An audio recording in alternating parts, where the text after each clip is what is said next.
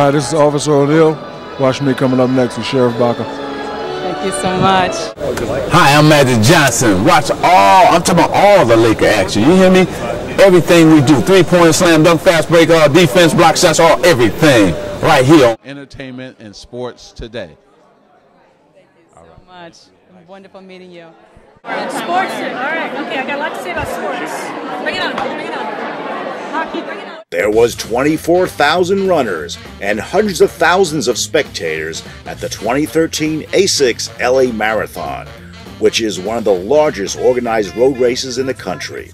The Stadium to Sea course, which starts at Dodger Stadium and finishes by the Santa Monica Pier, is considered the most scenic in the world. In the entertainment capital of the world, the runners pass by many famous landmarks, including the Walt Disney Concert Hall, the Hollywood sign, and Grauman's Chinese Theater, along with 85 points of entertainment as they made the trek from the stadium to the sea in this year's sold-out race, along with many celebrities, such as Sean Austin, who you may remember from Rudy and Lord of the Rings, running in his 4th marathon. The American Idol Season 2 finalist Kimberly Caldwell sang the national anthem at Dodger Stadium.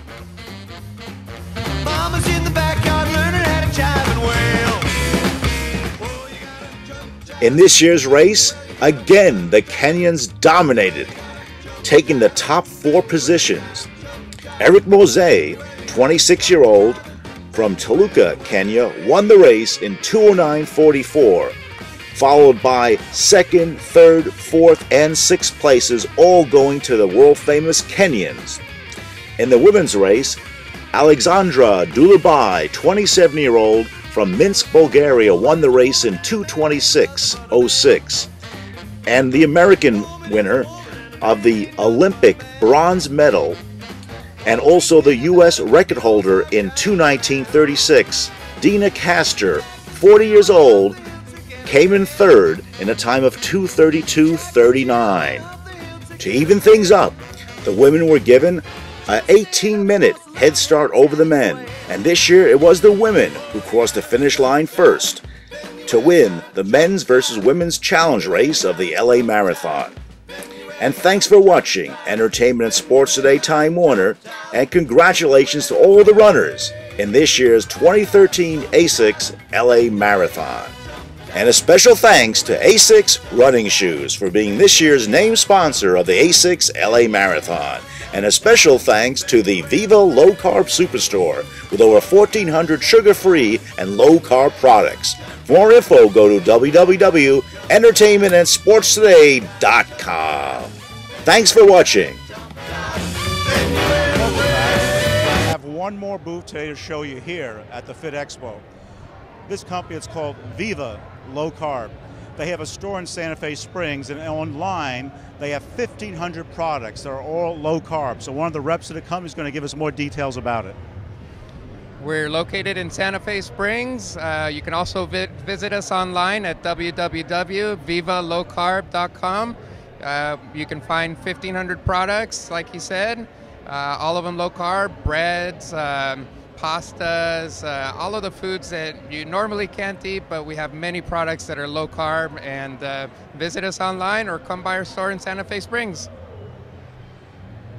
There you have it. And throughout the year, we're going to be doing updates on this great company. It's been around for 8 years, but we got to talk more about them because that's a major health issue, is having too many carbs in your diet, along with everything else that's bad for you. Here, you can still enjoy good food and not be, and your health be a lot better. So stay tuned for more.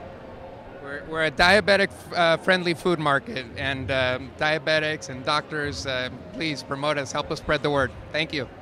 Thank you. And here we are atop of the world-famous Roosevelt Hotel here in Hollywood. An amazing view, Hollywood Boulevard, and you can see all of Los Angeles.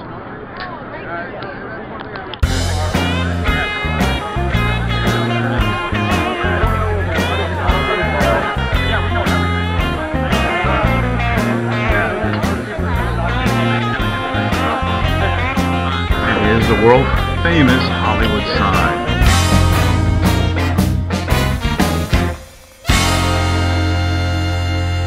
Here's a view you don't see too often. Hollywood Boulevard is wide open. The reason why? There's a bomb scare. Ever since the Boston Marathon, there's been about 5 bomb scares in the last few days here in the city of Los Angeles. Now they're closing off the street. They're going to be bringing out the robot to dismantle the bomb. And here we are at the Digital Media Wire, LA Games Conference from the Penthouse Suite at the opening night after party. A great view down Hollywood Boulevard and the Hollywood Hills. And the world famous Mann's Chinese Theater. At the end of the day, console companies are for gamers, because we are gamers. I never miss an opportunity to show off my PlayStation Network trophies. And you can see this is actually just a sampling of all the people I work with. So these are some coworkers here. And between us, we have like, over 100 platinum. Because we know at the end of the day that what really matters in that dialogue is making sure that consumers have easy access to quality games.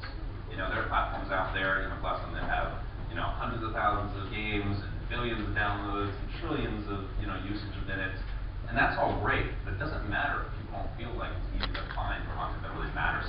And here we are at the world famous Ritz-Carlton Hotel for Digital Hollywood and Variety Entertainment and Technology. They have this twice a year, a meeting of all the top digital companies and studios getting together for a lot of panels and talks. And that's it here from the Ritz-Carlton Marina Del Rey. We'll show you a few segments of the talks and panels earlier today. The biggest problem for a lot of these second screen experiences is that the experience on the tablet or phone is largely disconnected and distracting from the TV experience itself, rather than integrating very well with the experience. Do you, and I'm gonna turn this to you, Jeff Zucker, now the president of CNN, said recently in Atlanta that quote-unquote Twitter is a frenemy to CNN, right? And as Twitter becomes more and more of a media company, right, do you see Twitter competing with a Bravo, with an ABC, with a CNN?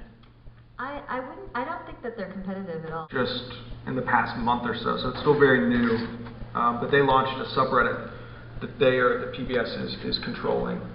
99.9% of the subreddits out there have zero involvement from the brands, whether they're a TV show or a college or whatever. We don't normally think of games as a comedy medium, but can you have comedy in games?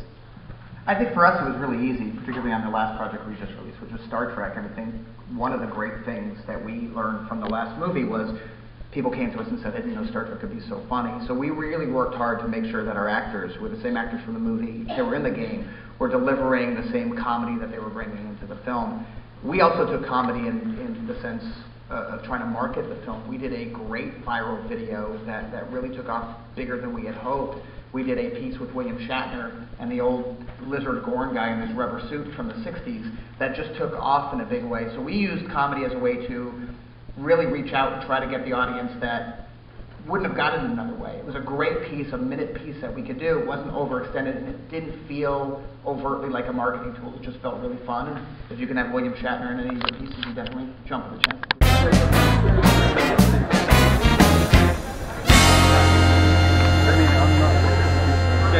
Here, right? And Keanu Reeves.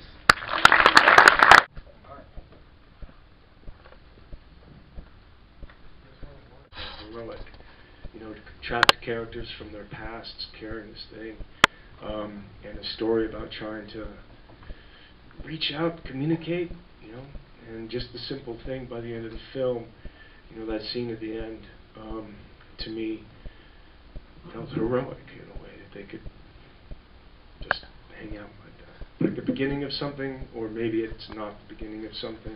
Do you feel like there's a sense of connection by the end?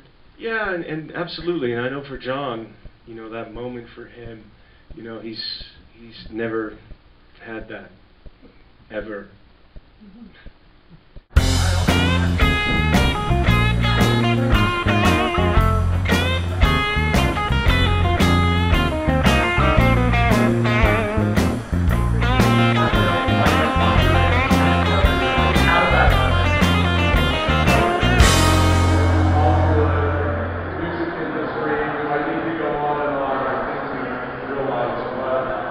Well, I can only say that satisfaction of same energy in painting, sculpting, all night. They're all the same.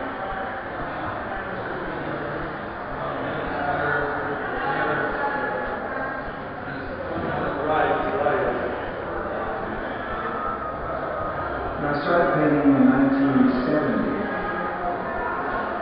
Started maybe some paint to him, but there's a nose and there's a few scratches. Now that's where I started, and then little by little I started seeing forms, and I started looking for images. For some reason my mind kind of captures beautiful images. Clouds, drift, or pieces of art, or something that just strikes me, and I kind of hold it in my head, and somehow I reinterpret it on the canvas. I think there's a running thread to all good artists, and it's honesty. I think everyone's looking to express themselves in the most honest way possible. I found this out of music. Because at one point I was trying to copy Louis Armstrong. I could play a little bit like Louis. I could play a little bit like Harry James. Rafael Mendez was out of my reach because he was so technically advanced that it was scared the hell out of me. But then I realized who wants to do that? Who wants to do that? That's what I can express. So that's what I was looking for my own sound and my identity. And that's when the T1 class came about, and we transferred that to painting and sculpture, and I finished with the same thing.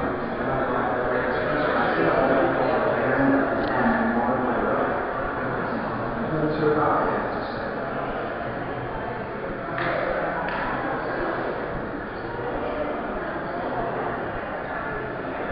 Well, I started sculpting, I don't know how many years ago, 15 years ago. I started moving the scratch around, and I thought, well, like the film,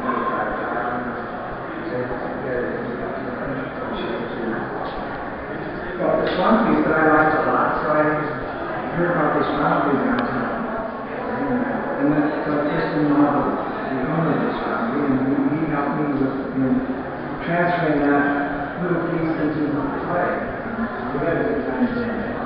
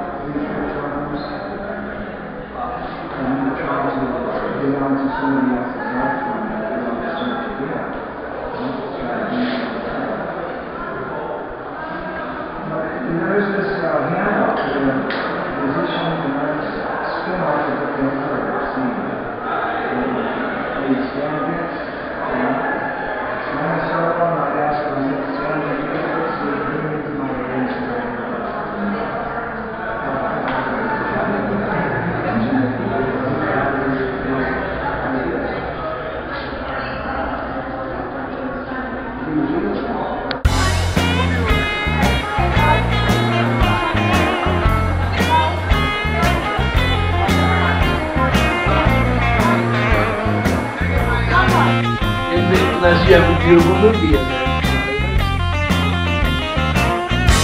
I think that you have to have a script that means something. You have to have performances that carry it.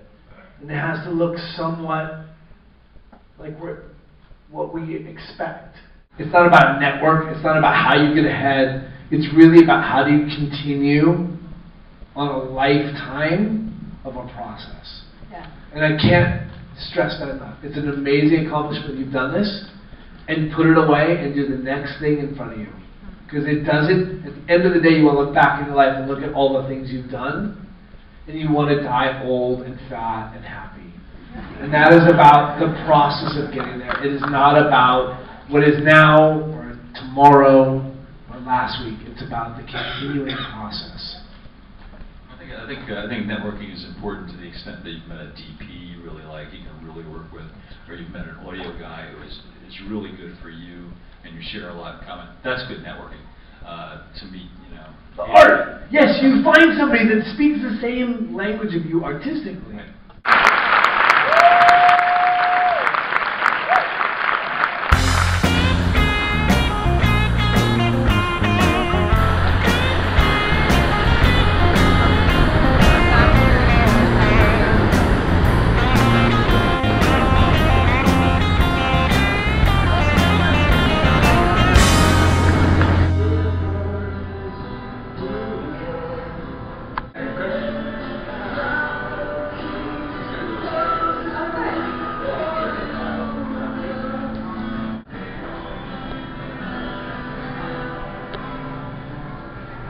Hi, I'm Kyle from A2B, North America.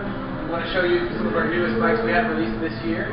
We have the Shima, which is a high-speed pedal assist. It gets to 30 miles per hour. It has an RFID key to turn it on and off. Magnetic plug, hydraulic brakes, built-in headlight, tail light. It's a blast to ride. Moving on, we have the Alpha Plus, which is our newest bike from the Velocity, previously Velocity. Also has hydraulic brakes, magnetic battery, has a throttle and pedal assist option along with the RFID key. Then moving along here to our Octave. The Octave is a full suspension Escalade or couch on wheels. Comes in throttle or pedal assist options. Has a built-in battery in the frame and also has the capability to add a secondary battery onto the rear to double your range up to 40 miles. The Octave and Alpha Plus both can go up to a top speed of 20 miles per hour, while the Shima again is 30 miles per hour. The main difference between A2B and the other brands out there is the variety we have amongst our line, along with the quality of products and the design, all built with the propulsion system as an e-bike, designed for an e-bike, it's going to ride with that in mind. The Alpha Plus here is a great bike. Again, with the options of having a throttle or pedal assist, you can actually change the mode of pedal assist from 1 to save the battery all the way up to 3 to give yourself extra boost. This allows you to actually work out as much as you want while you're riding or as little. So if on your way to work, you can not sweat at all using the throttle. On your way back, you can turn the pedal assist down and get your full workout on the way home. The other great thing about these bikes is that, of course, they run off electricity and calories. So it's healthy for you, it's healthy for the environment, it's great to get around. There's no license required, there's no gas required, no registration required. It's just like a regular bike. Pull it out of your garage, ride it down the street, it's that easy. A2B has 8 dealers located in Southern California. To find a dealer closest to you, go to weareA2B.com. Last Chance Kitchen, sponsored by Toyota. Thank you, Screen. Thank you, Bravo, for allowing. And here we are at Real Screen West with the host Louis Anderson, giving out the awards to the reality TV shows. The nominees for Best Arts and Culture Programming are, the editors are.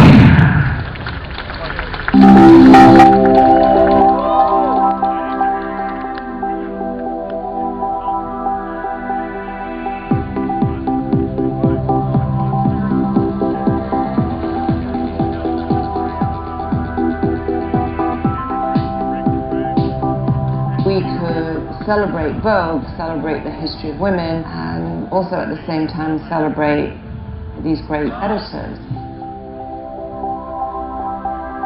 And the winner is Winged Planet.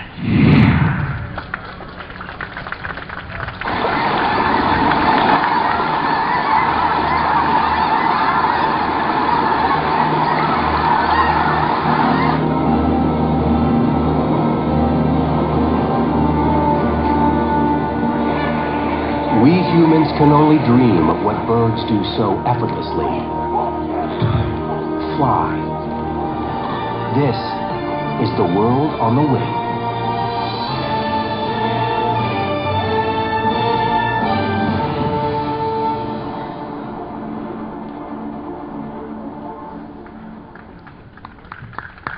Of which the world has never seen. And over the next 5 decades, this small group will change history, propelling the United States of America to greatness. These were great men with a vision that nobody else had. And that's why in the last century, that 50-year period, we built the world.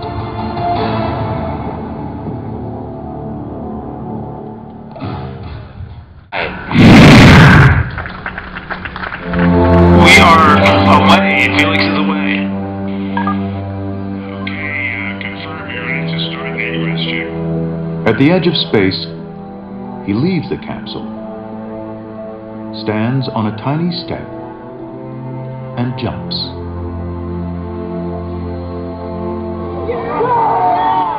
This is the untold story of how a team of scientists and skydivers took a giant leap and stunned the world. Why? The story's in half the sky. Everybody who's read it will tell you, I get it, and there's something I want to be involved in. Produced by Silver River Productions, Network, BBC One, UK. And the winner is The Town That Never Retired. In our 60s, most of us now look forward to a pension and the chance to put our feet up. But that's all got to change. So we'll have airline pilots at 76 landing jumbo jets. As the pension age soars and we have to work into our 70s, will we be slow, Where's that stop? forgetful and unreliable? I haven't got a grip of it. In the end, who will survive? And will their bosses want to keep any of them on?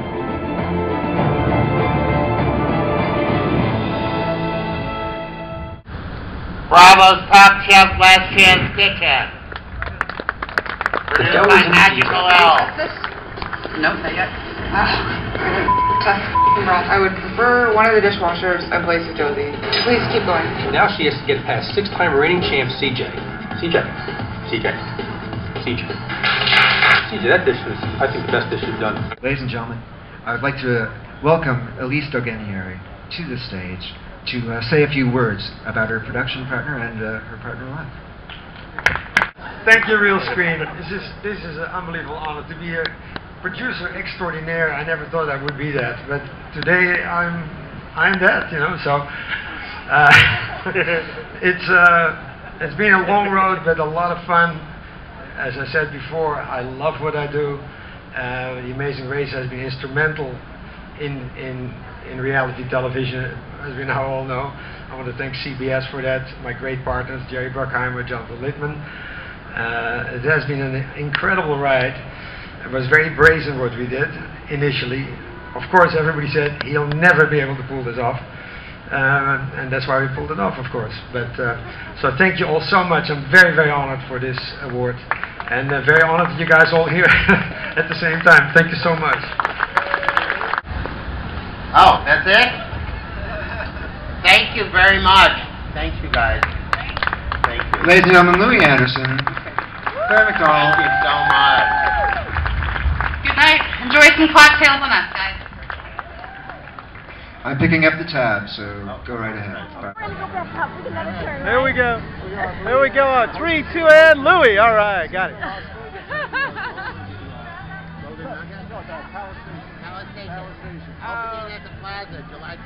All right.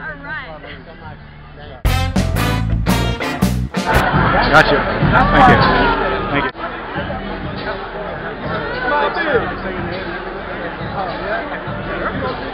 All right, there, okay. Okay, perfect, thank you.